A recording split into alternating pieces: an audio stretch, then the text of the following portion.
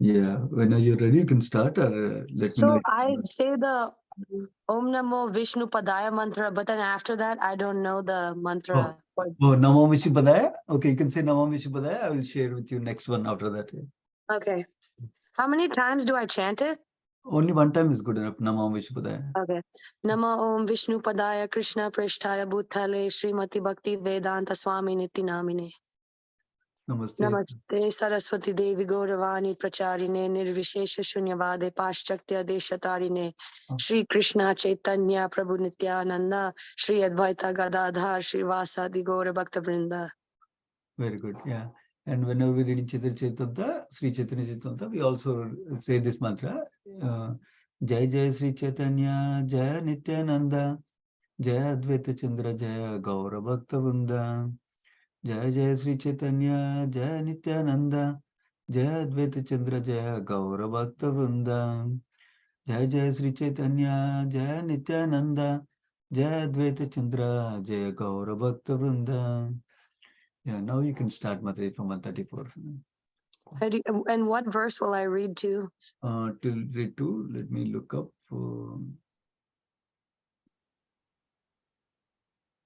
164. 165. Thank you, Mataji. Thank you, Mataji. Okay. Hare Krishna. The priest continued, would the sannyasi whose name is Madhavendra Puri please come and take this pot of sweet rice and enjoy the prasadam with great happiness? You are the most fortunate person within these three worlds. Hearing this invitation, Madhavendra Puri came out and identified himself. The priest then delivered the pot of sweet rice and offered his obeisances, falling flat before him. When the story about the pot of sweet rice was explained to him in detail, Sri Madhavendra Puri at once became absorbed in ecstatic love of Krishna. Upon seeing the ecstatic loving symptoms manifest in Madhavendra Puri, the priest was struck with wonder. He could understand why Krishna had become so obliged to him, and he saw that Krishna's actions was befitting. The priest offered his obeisances to Madhavendra Puri and returned to the temple. Then, in ecstasy, Madhavendra Puri ate the sweet rice offered to him by Krishna. After this, Madhavendra Puri washed the pot and broke it into pieces. He then bound all the pieces in his outer cloth and kept them nicely. Each day, Madhavendra Puri would eat one piece of that earthen pot, and after eating it, he would immediately be overwhelmed with ecstasy. These are wonderful stories. Having broken the pot and bound the pieces in his cloth, Madhavendra Puri began to think, the Lord has given me a pot of sweet rice, and when the people hear of this tomorrow morning, there will be great crowds. Thinking this, Sri Madhavendra Puri offered his obeisances to Gopinath on the spot and left Remuna before morning. Walking and walking, Madhavendra Puri finally reached Jagannath Puri, which is also known as Nilachala. There he saw Lord Jagannath and was overwhelmed with loving ecstasy. When Madhavendra Puri was overwhelmed in the ecstasy of love of Godhead, he sometimes stood up and sometimes fell to the ground. He sometimes laughed, danced, and sang. In this way, he enjoyed transcendental bliss by seeing the Jagannath deity. When Madhavendra Puri came to Jagannath Puri, people were aware of his transcendental reputation. Therefore, crowds of people came and offered him all sorts of respect and devotion. Even though one may not like it, reputation, as ordained by providence, comes to him. Indeed, one's transcendental reputation is known throughout the entire world. Being afraid of his reputation, Pratishta, Madhavendra Puri fled from Remuna. But the reputation brought by love of Godhead is so sublime that it goes along with the devotee as if following him. Madhavendra Puri wanted to leave Jagannath Puri because people were honoring him as a great devotee. However, this threatened to hinder his collecting sandalwood for the Gopal deity. Sri Madhavendra Puri told all the servants of Lord Jagannath and all the great devotees there the story of the appearance of Sri Gopal. When all the devotees at Jagannath Puri heard the Gopal deity wanted sandalwood, in great pleasure they all endeavored to collect it. Those who were acquainted with government officers met with them and begged for camphor and sandalwood, which they collected. One Brahmin and one servant were given to Madhavendra Puri just to carry the sandalwood. He was also given the necessary traveling expenses. To get past the toll collectors along the way, Madhavendra Puri was supplied with necessary release papers from government officers. The papers were placed in his hand. In this way, Madhavendra Puri started for Vrindavan with the burden of sandalwood, and after some days, he again reached the village of Remuna and the Gopinath temple there. When Madhavendra Puri reached the temple of Gopinath, he offered his respectful obeisances many times at the lotus feet of the Lord. In the ecstasy of love, he began to dance and sing without cessation. When the priest of Gopinath saw Madhavendra Puri again, he offered all respects to him, and giving him the sweet rice prasadam, made him eat. Madhavendra Puri took rest that night in the temple, but towards the end of the night, he had another dream. Madhavendra Puri dreamed that Gopal came before him and said, "Oh, Madhavendra Puri, I have already received all the sandalwood and camphor. Now just grind all the sandalwood together with the camphor and then smear the pulp on the body of the Gopinath daily until it is finished."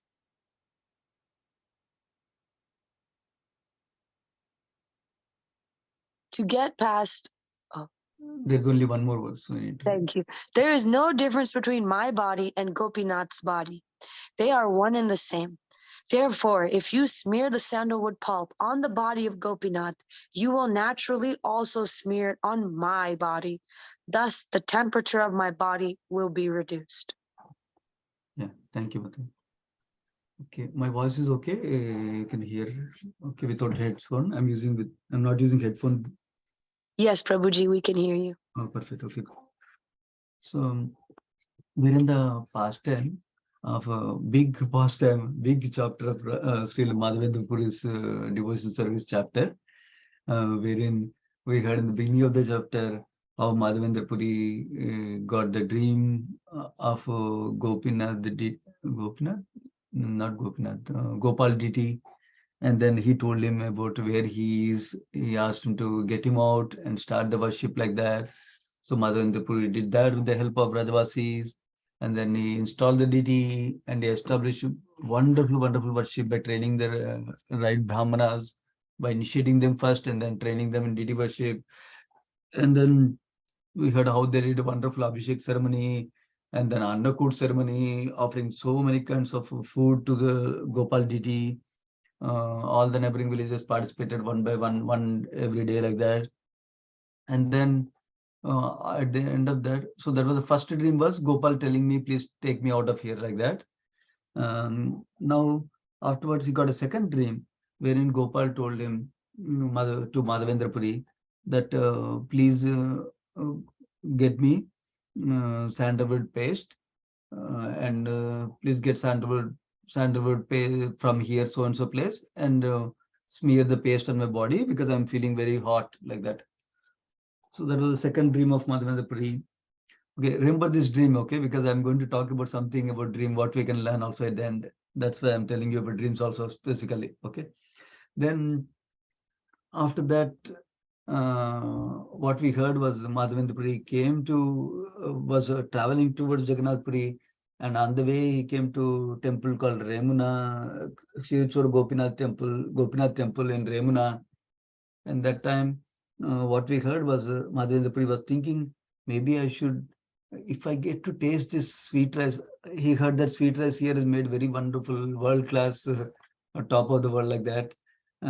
So he thought, maybe while the pujari was offering the boga to Krishna, he thought maybe if I taste once, I can make the similar one to my Gopal deity also, like that he was thinking. Then he thought, oh, what is this? I'm trying to enjoy before Krishna is eating. Not proper for me, like that. But he did not ask anyone because his practice was at a very high stage of sannyas, where he could not, he doesn't even beg for food also. If something comes by own accord, he will accept it, otherwise nothing. Like that. So, but then he went away that night.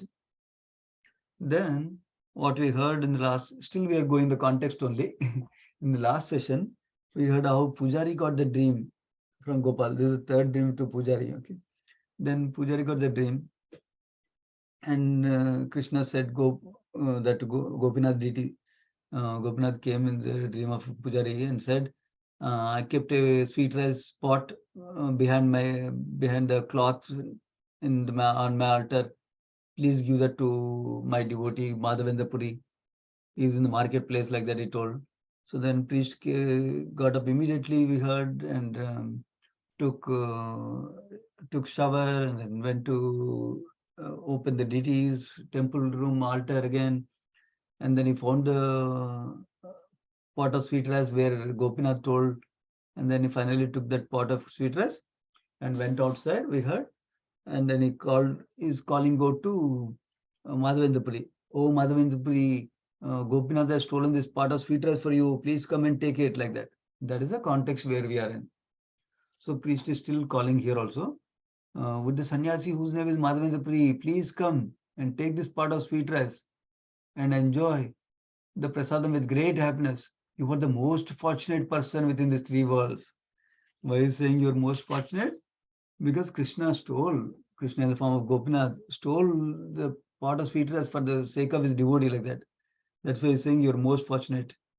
So, purport Prabhupada writes that even by Gopinath stealing for his devotee becomes most fortunate, like that. So even Lord's criminal activities make his devotee the most fortunate person. That means Lord's activities are transcendental. So it's not like one of us, if we do some immoral act, then we face consequence of it. For Krishna, there's nothing moral and immoral at all. Everything is on transcendental platform, like that Prabhupada is discovering the purport.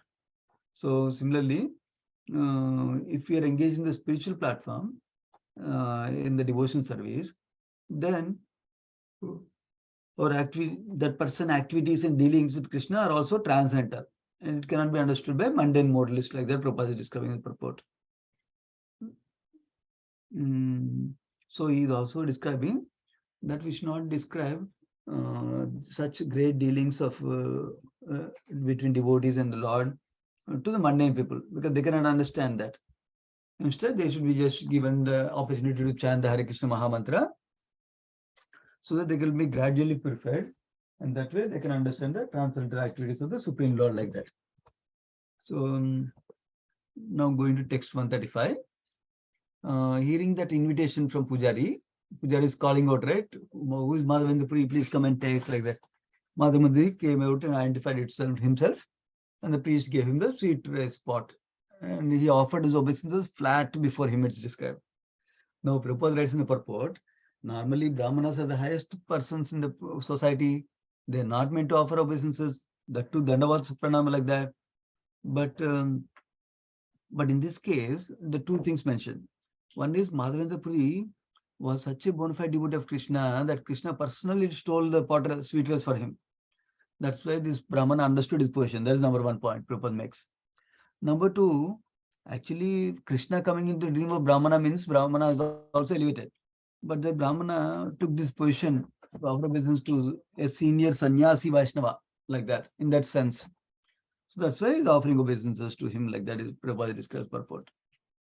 So now text 136.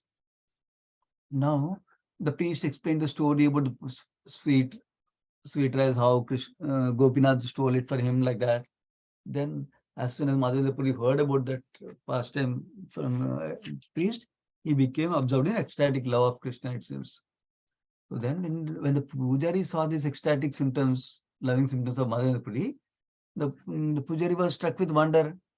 He could understand why Krishna had become so much obliged to him, that he stole sweet rice also for him, like that. And he saw Krishna's action was befitting. That means, wow, this is really a great devotee. Krishna did the right thing, like that. He really deserves it, like that he was thinking. So Prabhupada writes in the purport that Krishna is not conquered by anyone except for a devotee through devotion service, like that. So that is one point. Second point is Vedic knowledge. Vedesya Sarvar Ahameva Vedya. Bhagavad Gita Krishna says that I am to be known through study of Vedas. But even if somebody studies all the Vedic knowledge, unless they have devotion, they cannot understand Krishna. That's the other point Prabhupada is making. So that means we should not only study, we should also worship Krishna, serve Krishna like that. That is the other point Prabhupada makes. Then going to the next verse. So the priest offered his obeisance to Madhavendra Puri and then he returned back to the temple, it seems. And Madhavendra Puri was in ecstasy. He ate the sweet rice offered to him by Krishna.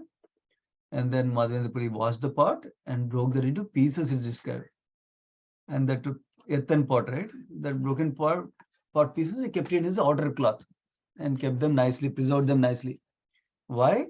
Because each day he would eat, he not only finish the sweet rice that day, next day onwards, he's eating one piece of that earthen pot that is broken now. And after eating it, he would immediately be overwhelmed with ecstasy because Krishna touched it. Krishna personally stole for him. Like that. So he was feeling ecstasy every time he eats, every day he eats. Then Madhavendra Puri started to think, it seems, after tying those broken pieces of the pot into the upper cloth. So when people hear that Lord has stolen a part of sweet rice for me, tomorrow morning when they hear, everybody will come. There will be great crowds coming towards me like that. Then like that he thought, and he paid obeisance to Gopinath. And then he left Remuna that morning and towards Jagannath Puri, it seems. So he finally walking, finally reached Jagannath Puri, which is also called Nilachala. There he saw Jagannath deity. When he saw Jagannath, he was overwhelmed with loving ecstasy again. See, this is a common symptom. He has such an elevated platform of devotion. That's why he's feeling loving ecstasy symptoms whenever he has some kind of contact with Krishna, either in terms of the pot that he has touched or the deity form of the Lord is coming before him, like that. So when he's in such ecstatic symptoms, some of the symptoms are described. He sometimes stands up, sometimes falls to the ground, sometimes laughs, sometimes dances, sometimes sings. Like that, he's enjoying the transcendental bliss by seeing the Jagannath deity, it seems. So when Madhavendra Puri came to Jagannath Puri, actually, he came from Remuna to Jagannath Puri, right? Already news traveled already. People were understood his transcendental reputation, it seems. Therefore, crowds of people came and offered him all sorts of respect and devotion to him, it seems. They understood Krishna is personally wanting to serve him like that. So even though one may not like it, reputation as ordained by providence comes to him. So this is one point. That means whether we want a reputation or not, whether we want it will come when it is destined for us to come. For us to get it, we'll get it. Similarly, negative things also, criticism. We don't want it, but it will come somehow. Here, but once transcendental reputation is known throughout the entire world, like that has been described here. Now, see, this reputation is called Pratishtha, Sanskrit word. So by being afraid of this prestige or reputation, Pratishtha, Madhavendra Puri originally fled from Remuna. But his reputation, because of his love of Godhead, this reputation followed him along with his devotee like that. So the purport Prabhupada writing, a devotee is fit to receive worldly reputation, but other people envy him. That is quite natural. But when a person out of humility doesn't want to accept the fame like that, then people understand that he is humble and then they give more fame to him. Vaishnava devotee should not hanker for fame or great reputation, as described. So Madhavendra Puri wanted to cover his real identity as a great devotee of the Lord. But he wanted to cover up. He didn't want to show off that, oh, see, I'm the great devotee like that. But what happens in the last two verses, we heard how he was experiencing transcendental ecstasy, right? So that's why he could not hide himself. Because he was having ecstatic symptoms, people will understand naturally like that. That's what Prabhupada is writing in the purport now. So this is another thing for us practicing devotees to be careful about, that in Madhurya Kadambini, there are three characteristics that are described that come by doing bhakti. which is Labha, Puja, Pratishta. Labha means profit, Puja means worship, and Pratishta means prestige. They will come even by doing devotion service. So we should be careful that we don't carry those anarthas. So that's the other things. Even by devotion, we should be careful of what we are trying to get out of it, like that. That's the one lesson we can learn from this section. And then 148th verse, Madhya Puri wanted to leave Jagannath Puri because people were honoring him as a great devotee. But if he leaves, what happens to the order Gopal Didi gave him to bring sandalwood paste? That's why he did not leave, though he wanted to leave. So just 1 minute. Hare Krishna Prabhuji. Yes, true. You log in as yourself. When I end the Chaitanya class, I'll make you host. I'm in the class now, right? Okay, sure. Log in as yourself. I'll make you host too. Hare Krishna. Sorry, there's a Bhagavad Gita class right after this. So we're coordinating that one. Yeah. Okay. So Madhavendra Puri did not leave because his service is more important. Service to deities is more important, like that. So now Madhavendra Puri told all the servants of Jagannath and all the devotees there that about the appearance of Gopal deity. That means whatever happened in Vrindavan, Gopal came in the dream, how they recovered the Gopal deity, installed the deity, all that he explained to them. Then the devotees of Jagannath Puri, after hearing that Gopal deity wanted sandalwood, they in great pleasure, they all endeavored to collect that sandalwood for him. So what did they do? How did they assist him? They assisted him by going to government. In those days, the government has the control of the sandalwood and camphor, it seems, which was meant for especially Jagannath, it seems, Jagannath deities. So people who had connections with government officers, they met them and begged for the camphor and sandalwood paste, sandalwood, it seems.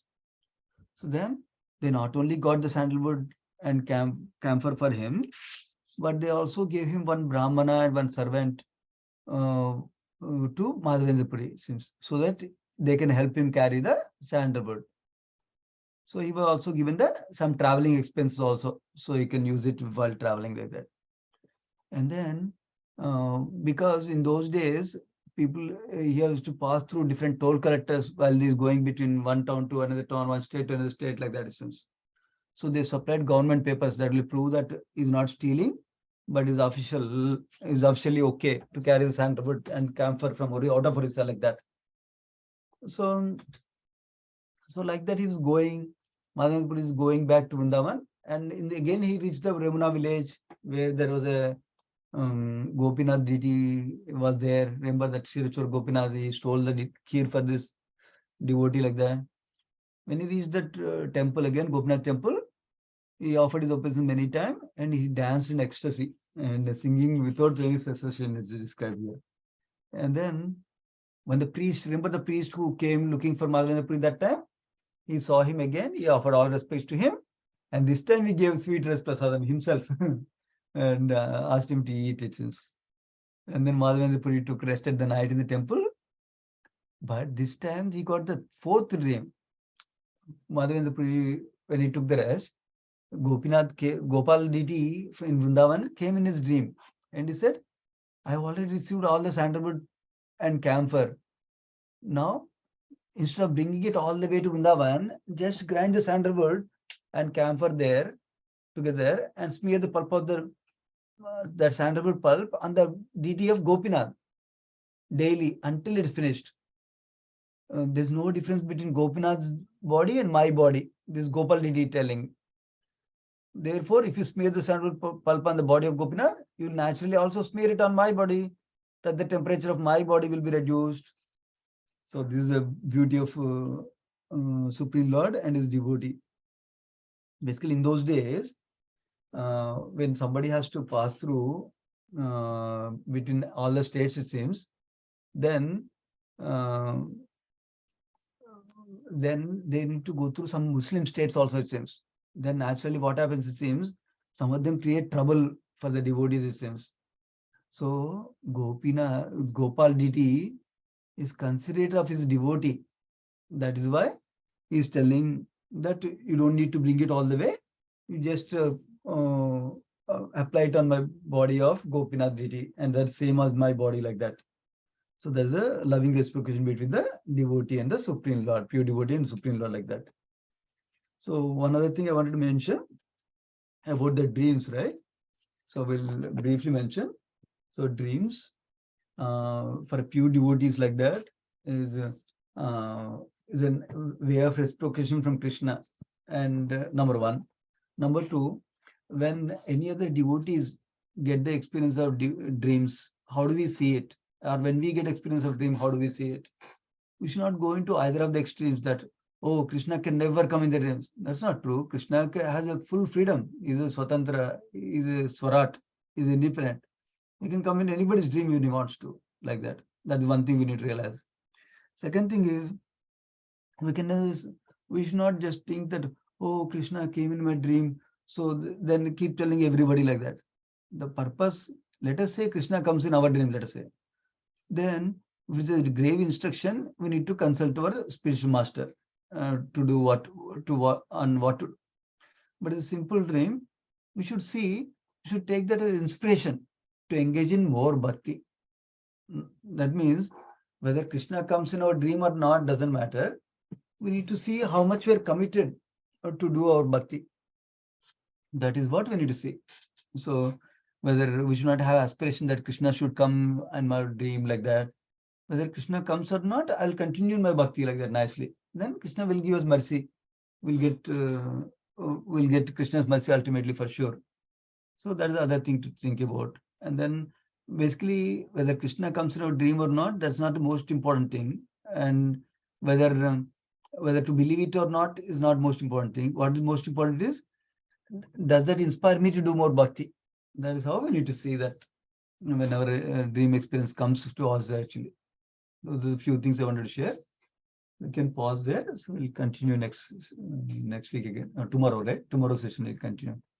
Srimad Bhagavatam ki jai. Sri Chaitanya Charitamrita ki jai. Krishnadas Kaviraj Goswami ki jai. Srila Prabhupada ki jai. Let's offer obeisance to all the devotees of the Lord. Vancha kalpatarubhyasya kupasandubhya vacha paditanam pavanebhyo vaishnavebhyo namo namaha. Thank you so much, devotees. Hare Krishna.